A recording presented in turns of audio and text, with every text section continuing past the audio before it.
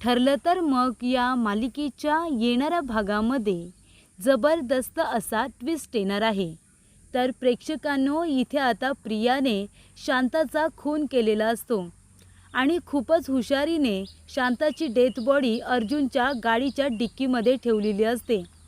आपण बघितलं, अर्जुन आपल्या गाडीची चावी सोफ्यावरती विसरून गेलेला असतो आणि ती चावी प्रियाने घेऊन शांताची डेथ बॉडी त्याच्या गाडीच्या डिक्कीमध्ये ठेवलेली असते. त्यामुळे प्रेक्षकांनो, प्रियाला आता काय वाटतं की सगळा आळ अर्जुनवरती येईल आणि ती स्वतःचं खूपच जास्त कौतुक करत असते. प्रिया म्हणत असते की प्रिया, अगं तू किती हुशार आहेस गं. जेवढं मोठं संकट तेवढा तुझा मेंदू खूपच जास्त चालतो. गुन्हेगारीचा बेस्ट अवॉर्ड जर मिळाला असता ना, तर प्रिया तुलाच मिळाला असता, अशी ती स्वतःला शाबासकी देत असते. तिला वाटत असतं की अर्जुनला, एवढ्या मोठ्या वकिलाला मी एका खुनाच्या आरोपाखाली अडकवले, म्हणजे मी खूपच मोठी कामगिरी बजावली आहे, असा गैरसमज प्रियाचा झालेला असतो. अर्जुन सुभेदार एवढा मोठा नावाजलेला वकील, त्याला फसवणं इतकं सोपं नाही.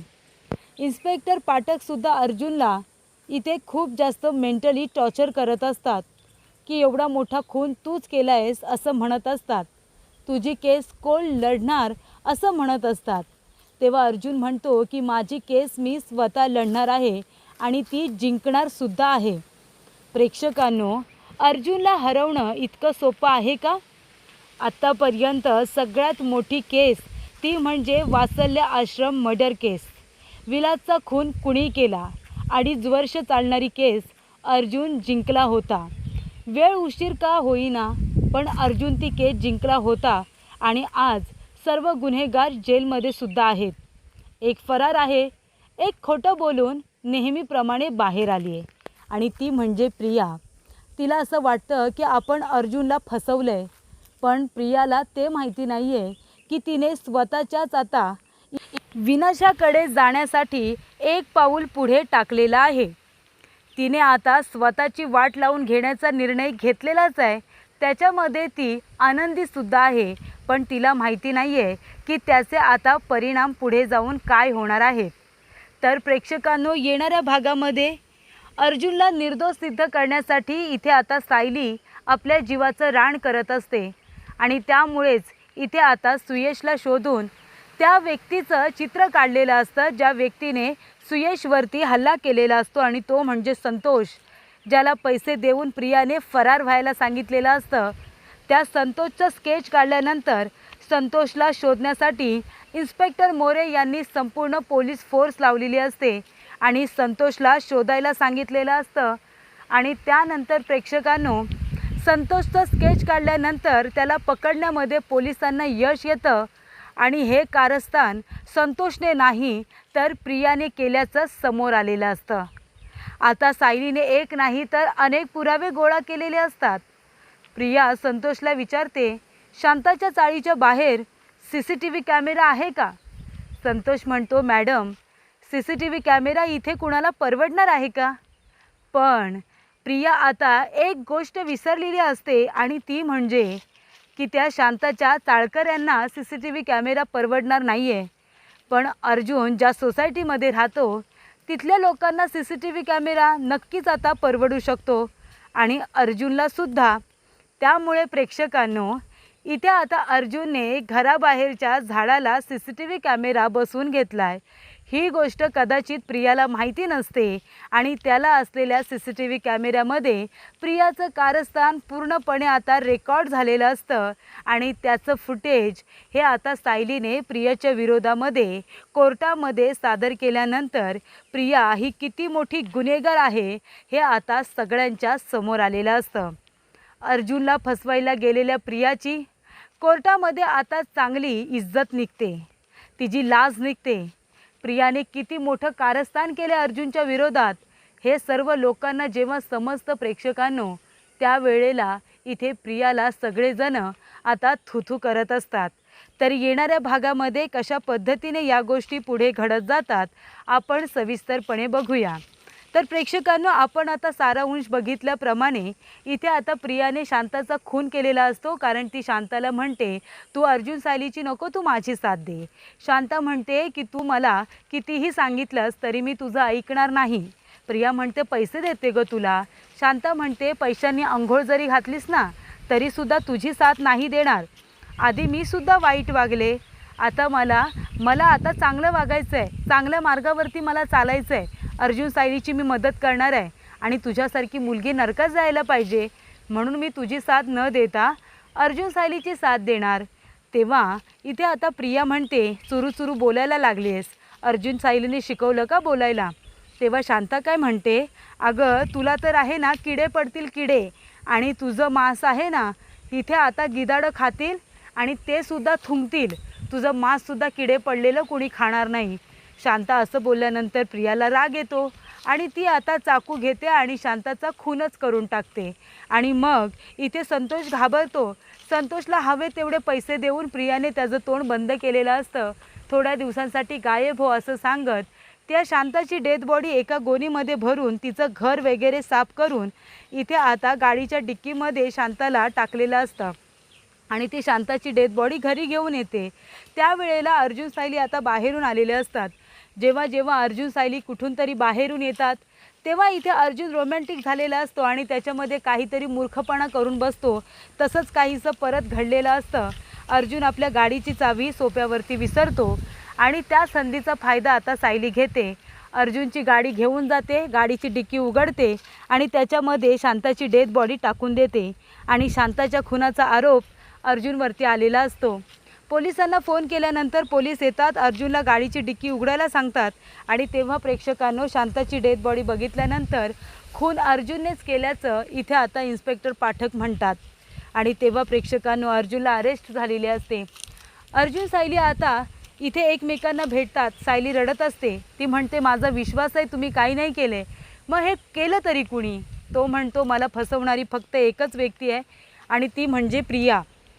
रविराज काका म्हणतात तुझा जामीन होऊ शकतो अर्जुन, कारण का तू स्वतःहून त्या शांताचा खून केला आहेस हे अजूनपर्यंत सिद्ध झालेलं नाही आहे, कारण कुणीही खून करताना तुला बघितलेलं नाही आहे, असा पुरावासुद्धा नाही आहे, त्यामुळे तुला जामीन मिळू शकतो.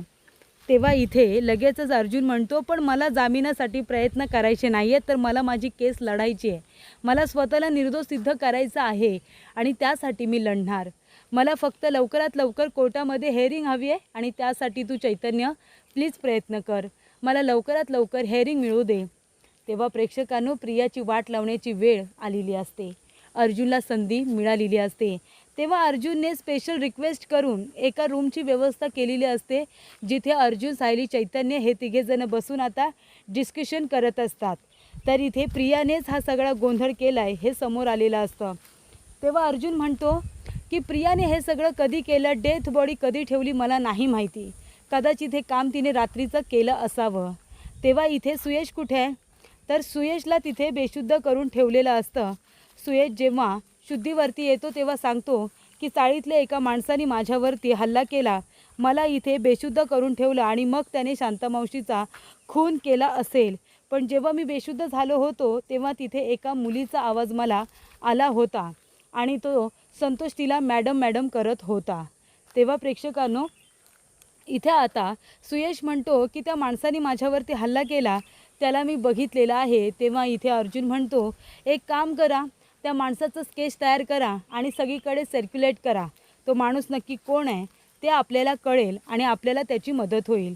अर्जुनने सांगितल्याप्रमाणे इथे आता सुयशला संतोषचं स्केच तयार करून घ्यायला सांगितलेलं असतं, जेणेकरून संतोषला शोधायला मदतच होईल. प्रियाने सांगितल्याप्रमाणे संतोष काही कुठे गायब वगैरे झालेला नसतो, तो तिथेच चाळीमध्ये राहत असतो. आणि तेव्हा इथे त्याचं स्केच तयार केल्यानंतर त्याला पोलिसांना पकडणं सोपं होतं. आणि मग काय, सुयश इथे आता ताब्यामध्ये आलेला असतो आणि सुयशने सांगितलेलं असतो की संतोषने हल्ला केला होता. मग आता संतोषला पकडण्यासाठी टीम इथे आता निर्माण केलेलीच असते. अर्जुन सायली चैतन्य सगळेजण एकत्रच असतात, त्यामुळे सुयशला ही जबाबदारी दिलेली असते की संतोषला शोधून काढायचं. त्यानेच तुझ्यावरती हल्ला केला होता, त्यामुळे त्याला पकडलं तर खरं गुन्हेगार कोण आहे हे आपल्या समोर येईल. तेव्हा इथे सुयश आपली जबाबदारी व्यवस्थित पार पाडत असतो संतोषला शोधण्यासाठी. आणि अर्जुन सायलीला काय म्हणतो की रात्रीच्या वेळेला माझ्या गाडीमध्ये कुणीतरी डेथ बॉडी आणून ठेवली, कारण माझ्या गाडीची चावी मला रूममध्ये भेटली नाही, तर ती मला आपल्या सोप्यावरती मिळाली. मग त्याच वेळेला प्रियाने माझ्या सोप्यावरची चावी उचलून जर माझ्या गाडीच्या डिक्कीमध्ये डेथ बॉडी आणून ठेवली असेल, तर रात्रीच्या वेळेला हे कारस्थान तिने केले. त्यामुळे आपल्या घराबाहेर एक CCTV कॅमेरा बसवण्यात आलेला आहे. त्या CCTV कॅमेऱ्याचं फुटेज आपल्याला लागेल. त्याच्यामध्ये जाऊन बघा काही रेकॉर्ड झालं आहे का. तेव्हा प्रेक्षकांनो, इथे आता घराच्या बाहेर जेवढे CCTV कॅमेरे असतात ना, तेवढे आता सायली आणि चैतन्य दोघेजणं चेक करतात. तेव्हा एका कॅमेऱ्यामध्ये प्रिया त्या ठिकाणी आलेली असते. तिने आपली गाडी बंद करून ठेवलेली असते आणि आपल्या गाडीतून डेथ बॉडी काढून ती अर्जुनच्या गाडीमध्ये टाकते. हे सगळं आता रेकॉर्ड झालेलं असतं. आणि तेव्हा प्रेक्षकांनो, अर्जुन सायलीला समजतं की हे सगळं कारस्थान प्रियाने रात्रीच्या अंधारात केलेलं आहे. आणि तेव्हा इथे आता CCTV फुटेज हे हाती लागल्यानंतर प्रियाच्या विरोधातला खूप मोठा ठोस पुरावा हाती आलेला असतो. आणि तेव्हा इथे कोर्टामध्ये पहिलीच हेअरिंग असते आणि तेव्हा अर्जुन आपली केस लढण्यासाठी आता उभा राहिलेला असतो. प्रियाला काय वाटतं, अर्जुन आता काय पुरावे गोळा करणार आहे. मी अर्जुनला अडकवलं आहे, जे आतापर्यंत कुणीच करू शकलं नाही ते मी करून दाखवलं आहे, असं आता प्रियाला वाटत असतं. तेव्हा ती खूप आनंदात असते. अश्विनला म्हणत असते की अर्जुन कुणाचा खून करेल असं मला वाटलं नव्हतं. अश्विन त्याला खूप बोलतो. तो म्हणत असतो की तन्वी गप्प बस, दादाने काहीसुद्धा केलेलं नाही आहे.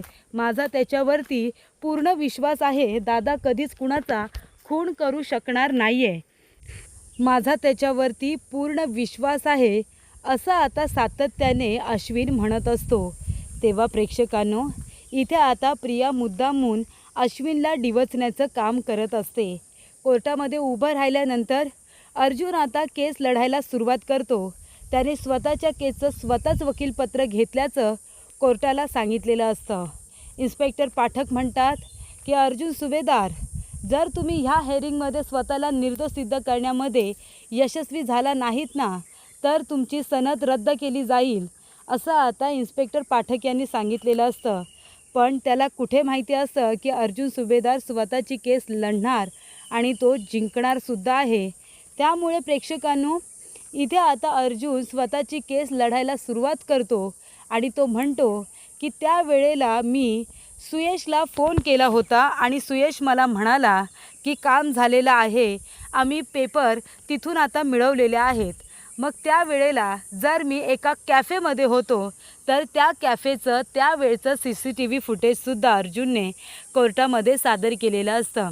तर इथे शांताचा खून ज्या वेळेला झाला ना, ती वेळ आणि अर्जुन कॅफेमध्ये असल्याची वेळ ही आता मॅच झालेली असते.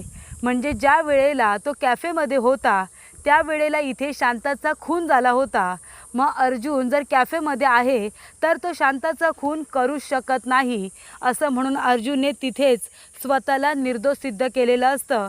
कॅफेमध्ये जाऊन सायली चैतन्याने रिक्वेस्ट करून अर्जुन आणि सायली ज्या वेळेला त्या कॅफेमध्ये आईस्क्रीम खायला गेलेल्या असतात त्यावेळेचं CCTV फुटेजसुद्धा तिथे सादर केलेलं असतं. त्यामुळे शांताचा खून मी नाही, तर त्यावेळेला दुसराच कुणीतरी केला आहे, असं आता समोर आलेलं असतं. सुयशला विचारल्यानंतर संतोष या माणसाने माझ्यावरती हल्ला केला आणि त्या माणसाचं स्केचसुद्धा इथे आता सादर करण्यात आलेलं असतं.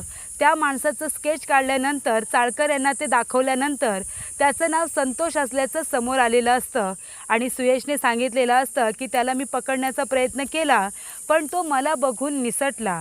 तेव्हा अर्जुन म्हणतो, याचा अर्थ संतोषनेच शांताचा खून का केला नसेल आणि माझ्या गाडीमध्ये त्याला आणून का टाकलं नसेल, असा संशय आहे.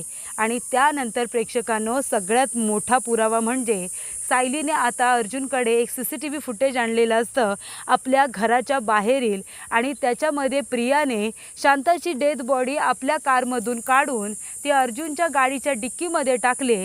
हे आता पूर्ण रेकॉर्ड झालेलं असतं आणि ते फुटेज आता कोर्टामध्ये सादर केल्यानंतर हे सगळं कारस्थान प्रियाने केलेलं आहे. शांताचा खूनसुद्धा प्रियाने केला आहे, हे आता समोर आलेलं असतं. तर अशा रीतीने प्रेक्षकांनो, अर्जुनने इथे आता घराबाहेरील CCTV फुटेज मिळवत कोर्टामध्ये पुराव्यांचा पाऊस पाडत इथे आता अर्जुन स्वतः निर्दोष सिद्ध झालेला असतो. तर हे संपूर्ण कारस्थान प्रियाने केल्याचं सगळ्यांसमोर पुराव्यानिशीत आणलेलं असतं.